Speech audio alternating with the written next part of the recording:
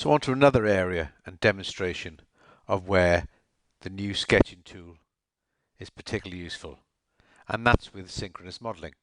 So in this part file you can see we just have a body. There aren't any features.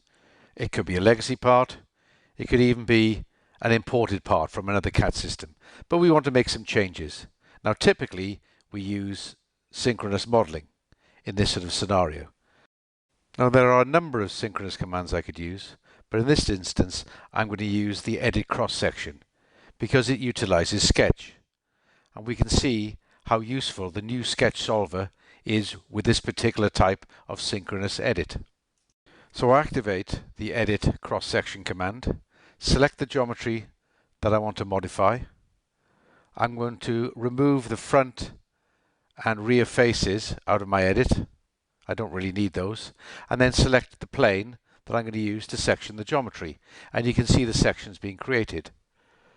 We then go in and edit the curves, and it takes me automatically into the sketch task environment. I'm just going to make some subtle changes to the way I'm viewing my sketch. And now I can start to make the modifications to the geometry that I need. Here I'm selecting one of the circles. Notice that when we reposition the dimension and it becomes active, the solver has found all the equal radius arcs. So with a single selection and input value, we're able to control the size of numerous objects. So we'll continue with our modifications by selecting these larger circles. Notice that when I select the dimension, not only is it finding equal radius relations, but also symmetrical relations. So we'll continue with our modifications and look at the central portion of this disc break. You'll see that when I select that center circle and then the dimension, I get a whole host of relations that are found by the new solver, including equal radius, symmetry, and offsets. I make the desired size change, and now my edits are complete. I can now finish my sketch environment.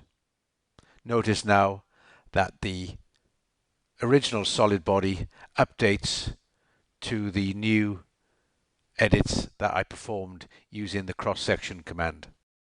I just want to add that I could have also performed exactly the same operations if the geometry had come in as just dumb 2D data.